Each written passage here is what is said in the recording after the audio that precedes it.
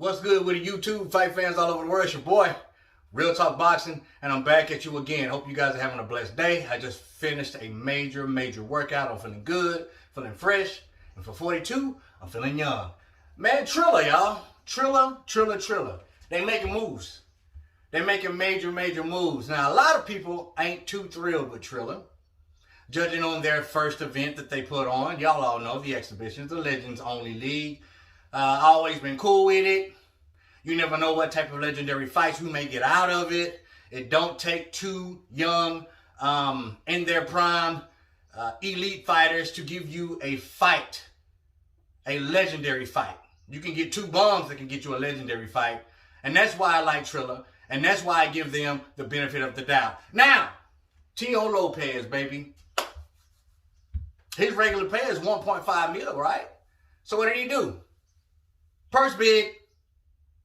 3 people put in a bid. Well, 3 companies, should I say. You got Top Rank, was 2-point-something million. And you got Matchroom, that was 3-point-something million. And then here comes Triller, creep through the back door.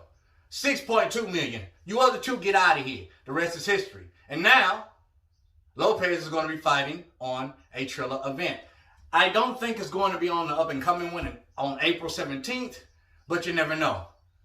But in any event, Triller made the sacrifice and offered Teo money that he thinks he so rightly deserves. Now, I always state the case that these fighters are prima donnas and all they want is money. But in all actuality, you can't really blame them. You know, these guys are putting their life on the line. Now, I'm not taking back what I said. Because for an average Joe like myself, 1.5 mil, that's cool with me.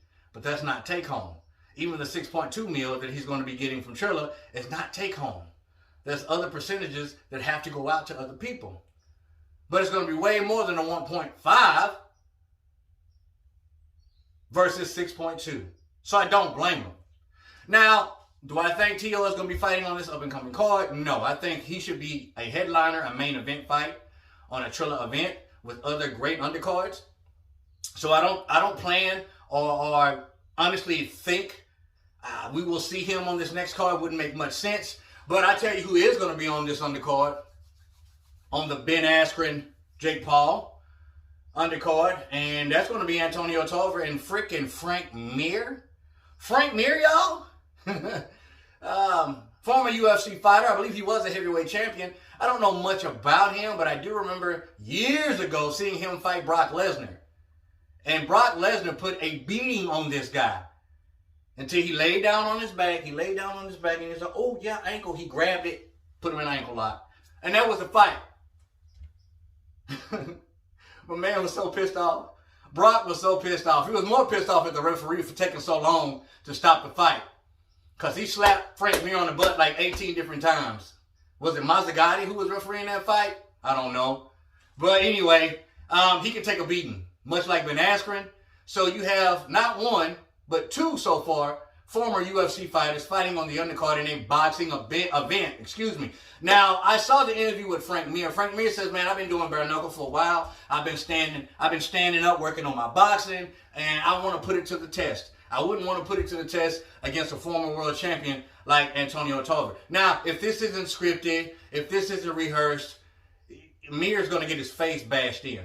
But he may last all rounds, depending on how many rounds it is, because he can take a beating. But he is older. He is older. And so is the 52-year-old Antonio Tarver. But y'all all know just as well as I do. Tarver should win that fight easy, but you never know. We may get a great event and a great fight out of those two. You never know. I know a lot of you guys are saying, oh man, I don't know why y'all get so excited about 50-something-year-old men that are retired to get in the ring and box. Man, I've seen fighters that weren't necessarily elite give the best fights in the world. You remember Mickey Ward? When Mickey Ward fought Emmanuel Augustus, Emmanuel Burton, the Drunken Master, that was one of the best fights I've ever seen in my life. And they weren't necessarily top-tier fighters. They didn't have the best skill. Well, honestly, I think Emmanuel Augustus was highly underrated and got robbed a lot of his fights and took a dive on a lot of his fights. Don't let his record lead you into the wrong direction, give you the wrong impression of him. because that dude was skillful. And not only that, he would play with fighters in the ring. Floyd said that he was one of my toughest fights till this day. One of my toughest fights. So what does that tell you? So you don't need two elite fighters to give you a great fight. I'm not sleeping on it. And I, for one, commend Triller for throwing out that money, making a sacrifice to get these fighters on their freaking card. Now, I don't know how much Tarver and Frank MIR are getting paid. I don't see no less than 500 grand, but maybe more, maybe a little bit less. But obviously, it's enough for them to sign that contract, get it notarized, and get on the event. I'm looking forward to it. Never mind what everybody else thinks or says. I'm looking forward to it. I am also an old guy that's still training, and I would love to have an opportunity to be on that undercard. Probably will never happen in a million years, but I still ain't gonna sleep on it. Why fault these dudes for wanting to get a little bit more money in their retirement? Why hate on it? You can dislike it. That could be your opinion. You cannot be down with it, but I'm with it all the way. Never mind what I think. What do you think?